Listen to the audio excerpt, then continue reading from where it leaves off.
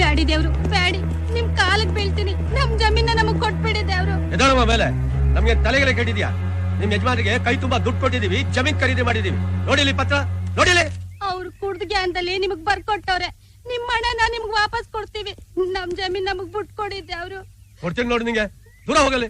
ನಾವು ಜಮೀನ್ ತಗೊಂಡಾಯ್ತು, ವಾಪಸ್ ಕೊಡೋದಿಲ್ಲ. ನಿನ್ ಹತ್ರ ದುಡ್ಡಿದ್ರೆ ಬೇರೆ ಜಮೀನ್ ತಗೋ ಹೋಗು. ರೀ ಸ್ವಾಮಿ, ನೀವು ಜಮೀನ್ ತಗೊಂಡಿದ್ದು ನಮ್ ಸಿಂಹಕ್ ಗೊತ್ತಾ? ಸಿಂಹನ? ಯಾವನವನು? ಸಿಂಹಾದ್ರಿಯ ಸಿಂಹ.